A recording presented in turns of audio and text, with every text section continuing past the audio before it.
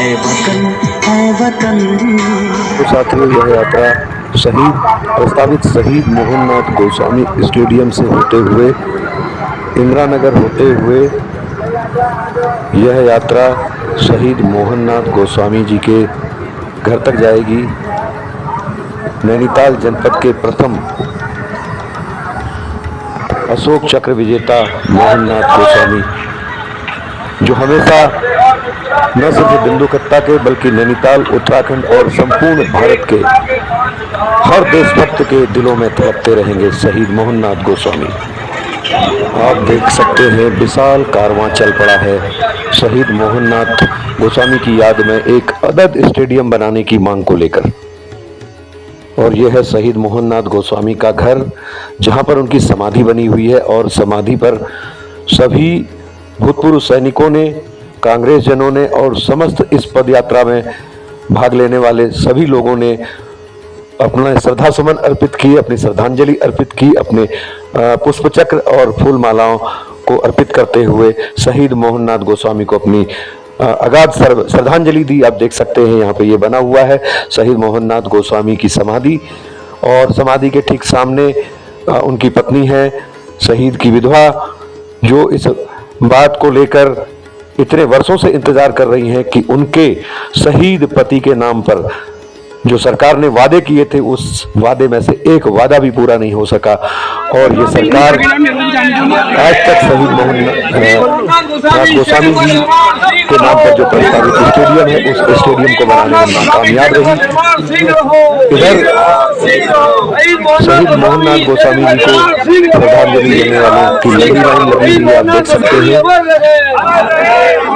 और सभी लोग जबरदस्त नारे लगा रहे हैं।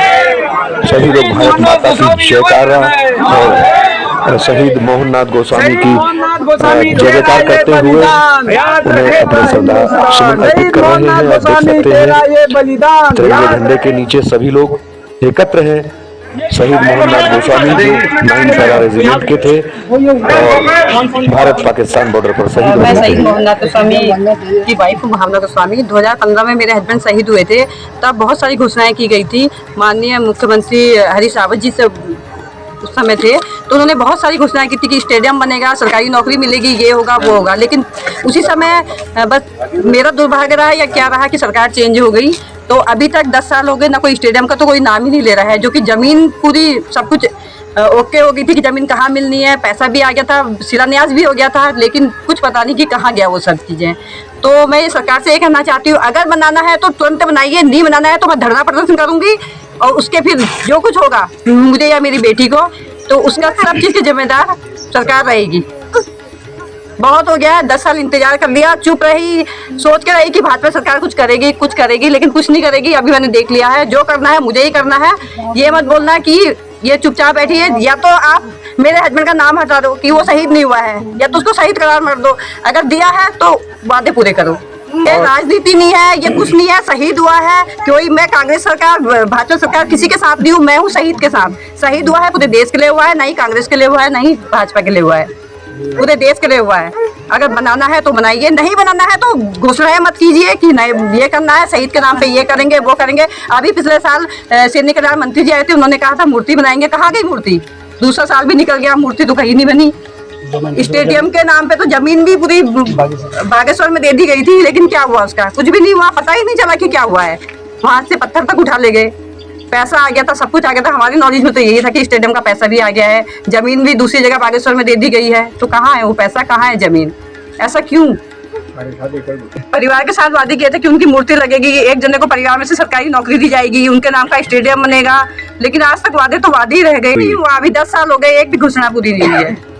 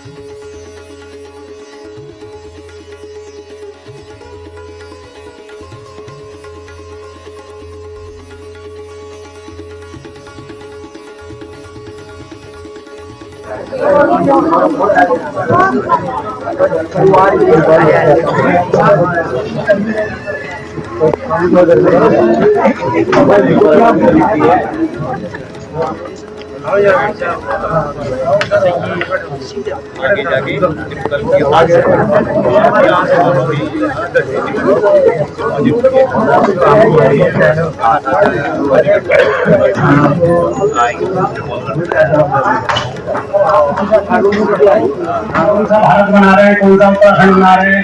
एक उन्होंने शहीद के नाम से देहरादून में जो है स्मृति वो बनाया था, उसको भी घोटाले की भेंट चढ़ गया, आप पूर्व सैनिकों को विदित होगा।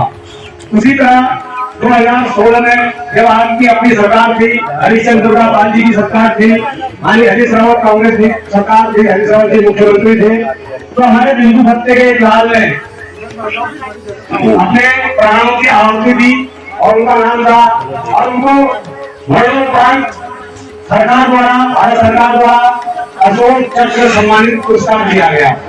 लेकिन जैसे 2016 में हमारी सरकार आई, हरीश रावत जी, दुर्गापाल जी, आपकी सरकार, बागेश्वर के खादी गांव में फाइल चल गई।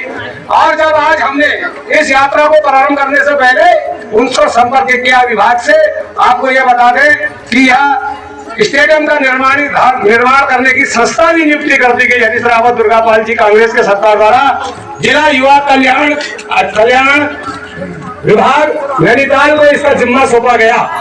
लेकिन आज 8 साल बीत जाने के बाद भी एक डबल इंजन की सरकार जो आम लोगों को 5 किलो चावल के घपटे में डाल रही है, और इधर तेल से लेकर, लहसुन से लेकर, प्याज से लेकर तमाम चीजों की महंगाई बढ़ते जा रही है। आपके बच्चों को अग्निवीर बनाया जा रहा है। बलिदान हुए जिन्हें अशोक चक्र से सरकार ने सम्मानित किया, उनके लिए उनके यहाँ पर नाम पे जिस यहाँ पर स्टेडियम बन रहा है वो अभी तक नहीं बन पाया, जो हमारा इसलिए बड़े शर्मा की बात है। हम सब लोग ने मिलकर कदम उठाया और सबने तय किया कि हम सरकार पर चेताएंगे, यहाँ की पब्लिक को चेताएंगे। 3-20 की परिवार हम यहाँ पर पद यात्रा करके और पूरे जनमानस को हम इस बात को बताएंगे, जिसने देश के लिए बलिदान दिया, देश के लिए शहीद हुए, इस क्षेत्र के लिए शहीद हुए, उनके इस स्टेडियम को अधूरा सरकार ने रखा है। तो सरकार बदले की भावना से न करके इस देश के वीर सैनिक जो समय समय पर हम जिन्हें याद करते हैं, और आज ये विजय दिवस है, आज हम इस विजय दिवस के दिन हमने यहाँ पर एक ये शुरुआत करी, और हम उस लड़ाई में उस समय बांग्लादेश जब बना यहाँ पर, हम आज उसको याद भी करते हैं, वीर शहीदों को भी नमन करते हैं, और विजय दिवस के हमारे कई सैनिक यहाँ पर हैं, उनको शुभकामनाएं भी याद देते हैं, बधाई भी देते हैं। आप सबके कारण ये सब हुआ। वैसे इस क्षेत्र में कई समस्याएं हैं, और ये कहना अतिशयोक्ति नहीं होगी।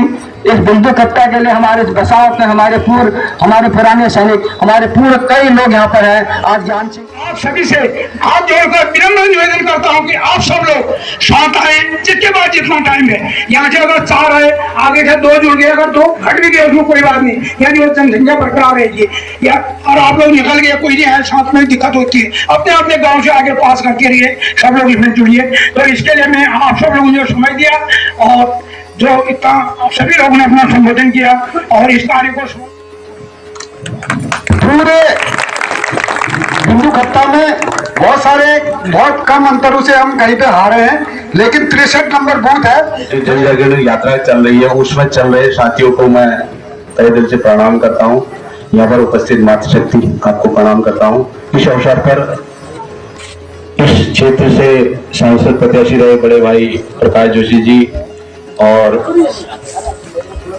राष्ट्रीय महासचिव भी रहे हैं, मैं उनका यहाँ पर स्वागत करता हूँ। साथ ही मंच पर उपस्थित समस्त नामों की औपचारिकता। देखिए 2016 में अशोक चक्र विजेता शहीद मोहननाथ गोस्वामी जी के नाम पे ये स्टेडियम स्वीकृत हुआ। आज 8 साल हो गए, एक ईंट तक नहीं लगी।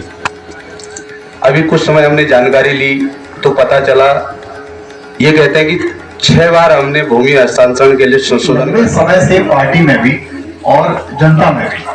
देखो जन जागरण, जनता के अभियान, ये हम देखते आए कि उत्तराखंड खुद ही एक आंदोलन से पैदा हुआ राज्य है। आंदोलन इसकी बुनियाद थी। शहीद हुए हमारे लोग, मार खाई, हमारी बहनों ने अत्याचार झेले, तब ये राज्य बना। अलग बात है कि तब उस समय की सोच और आज का जो हम देख रहे हैं उत्तराखंड, शायद बहुत फर्क है उसमें। जिस सोच से उत्तराखंड राज्य की लड़ाई लड़ी गई उसमें और आज हम जो देख रहे हैं जो सरकारें रही, उसमें थोड़ा फर्क दिखता है। मैं जानता, मुझे याद है आज भी जब हमारे अमर शहीद मोहननाथ गोस्वामी जी की शहादत हुई थी, मैं भी आया था उनके घर। मैं उस दिन नहीं आ पाया था, लेकिन बाद में उनके घर गया था मिलने के लिए। और जन होता यही, आप भी जानते हैं कि पार्टी के काम से इधर उधर दौड़ते हैं, तो जिस दिन मान लीजिए कोई शहीद हो गया या किसी घर में कोई सुख दुख का जो कार्यक्रम है, उसी दिन न जाके मैं आगे पीछे कोशिश करता हूँ पहुंचा। मैं गया था और बाद में हमारी सरकार थी कांग्रेस की, हमने घोषणा करी और होता ही है टोकन मनी थोड़ी बहुत आती है, 10 लाख 20 लाख जो भी आती है। लेकिन भारतीय जनता पार्टी की कार्यशैली क्या है, ये 2016 की बात है ना, शायद 2016 में ये घोषणा जो हुई थी। उसी समय 2016 में हमारे यहाँ भी कालाडूंगी विधानसभा में 2 पुलों की घोषणा हुई, 10-10 लाख रुपए, उसमें भी टोकन मनी आई। मैं आपको इनकी कार्यशैली बता रहा हूँ। बंसीधर भगत जी हमारे विधायक थे, बनने नहीं दिया उन्होंने उस समय। उन्होंने कहा इसको रहने दो, अधिकारियों को बोला, जैसे बोला उसको टाल दिया पूरा। 1 साल निकला पूरा। करवाया किसने, घोषणा किसने करवाई या जो भी उसको स्वीकृत किसने करवाया, हमने कराया, कांग्रेस ने कराया। मैं हम खुद उसमें गए, शासन में गए, मुख्यमंत्री जी से बात करी। वो विजन था। आज कालाडूंगी से जब आप रामनगर कभी जाते हो तो नया पुल बन गया मेथी शाह पे, बैलपड़ा पे बना। वर्षों से वहां लोग अटक जाते थे।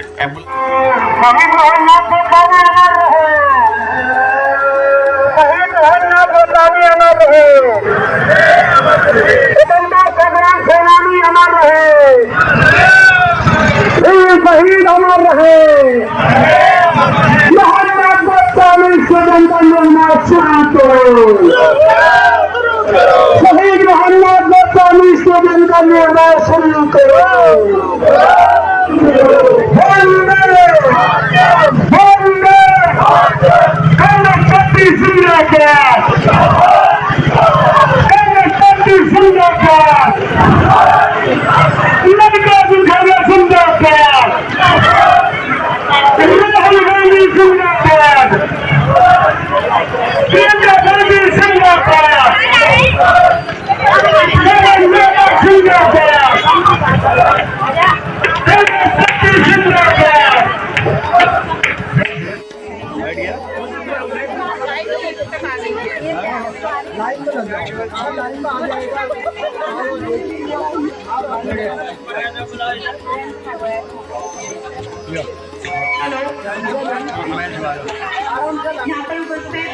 और सभी मेरे बड़े भाई यहाँ पर मौजूद है। बिंदु खत्ता की जो कर्मठ जुझारू युवा शक्ति है और हमारे सभी बुजुर्ग हैं जिस शक्ति से यहाँ पर लगे रहते हैं, आप सभी को प्रणाम करती हूँ। मातृशक्ति यहाँ पर उपस्थित है, आप सभी को प्रणाम करती हूँ। सबसे पहले तो मैं 2 नारों के साथ बात शुरुआत भी करूंगी और जिस तरह से हमारा तिरंगा इस यात्रा में सबसे आगे चल रहा है तो आप सभी से सहयोग चाहूंगी। और एक स्टेडियम निर्माण की सबसे पहले इसमें प्रमुख मांग है। अभी जैसे हमारे प्रकाश भाई बोल रहे थे कि किस तरह से भाजपा सरकार ने जो हमारा इतना बड़ा स्टेडियम हल्द्वानी में जिस तरह से बर्बाद करके रख दिया है और किस तरह से जनता का पैसा फालतू चीजों में बर्बाद किया जा रहा है। लेकिन जो मुद्दे, जो वादे ये सरकार करती है और उन वादों को करके भूल जाती है, तो ये हम सबकी सबसे बड़ी कमी है कि हम उन्हें याद नहीं दिलाते। सबसे पहली बात कि छोटी बात नहीं थी। मोहननाथ गोस्वामी जी ने अपने प्राण न्यौछावर किए देश के लिए और इसीलिए उनकी शहादत के बाद सरकार ने उनको अशोक चक्र दिया। कांग्रेस की सरकार थी कि यहाँ राज्य में, कांग्रेस सरकार ने उस समय घोषणा करी, क्योंकि ये क्षेत्र हमारा लालकुआं का पूरा क्षेत्र जो है, यहाँ से बहुत बड़ी संख्या में हमारे नौजवान छोटे भाई फौज में जाने के लिए तैयारियां करते हैं। इसके अलावा बहुत सी खेल प्रतिभाएं भी यहाँ से निकलती है। तो कांग्रेस ने उस समय घोषणा करी हम स्टेडियम बनाएंगे। अब भारतीय जनता और उसके लिए राशि भी स्वीकृति है, ये सिर्फ मामूली स्वीकृति नहीं थी, फाइनेंशियल स्वीकृति भी थी इसमें। लेकिन भारतीय जनता पार्टी का हमेशा से ही रवैया रहा है कि कांग्रेस अगर कोई अच्छी जन हित के लिए कोई अगर कल्याणकारी योजना कांग्रेस ला रही है, कोई विकास के काम कांग्रेस करना चाहती है, तो उसे रोका जाए। कब तक रोका जाए? जब तक उसका क्रेडिट उन्हें न मिले। हम कहते हैं क्रेडिट आप ले लो। 16 के बाद 22 का चुनाव भी चला गया, अब तो नई सरकार है, तीसरे 8 साल हो चुके इस बात को, अब तो बनवा दो। लेकिन इस सरकार के कान पे जू नहीं रेंग रही। उन्हें पता है कि जनता को ये मालूम है कि कांग्रेस सरकार की योजना है, बस इसीलिए वो नहीं करना चाहते। लेकिन हमारे पूरे कांग्रेस जनों ने, उनके नेतृत्व में स्थानीय जो हमारे नागरिक है, सब ने अब एक संकल्प लिया है कि स्टेडियम बनने तक इस लड़ाई को जारी रखेंगे और शुरुआत करने के लिए 3 दिवसीय पदयात्रा का आयोजन अभी किया जा रहा है और एक बड़े संकल्प के साथ सब लोग एकजुट होकर इस लड़ाई को लड़ रहे हैं।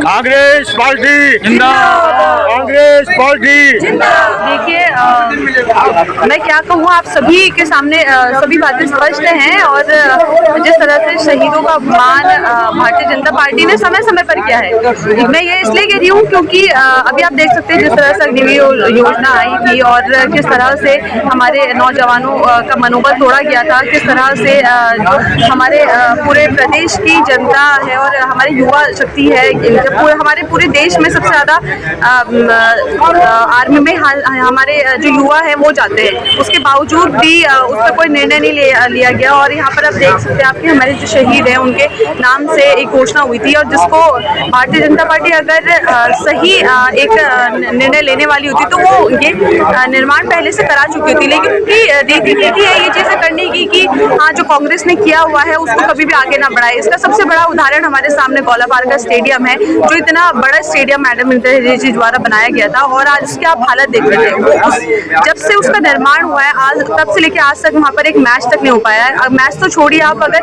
हम अपने लोकल के खेल या हमारे स्टेट लेवल के भी खेल हम चाहें वहाँ ऑर्गेनाइज हो, वो भी नहीं किए गए हैं। तो आप समझ सकते हैं कि किस तरह से इनकी कार्यशैली है। ये बस अपनी पार्टी को मजबूत करना चाहते हैं, जनता के पैसों से जनता के लिए काम करने की इनकी कोई कभी भी सोच नहीं रही है और आगे भी नहीं रही।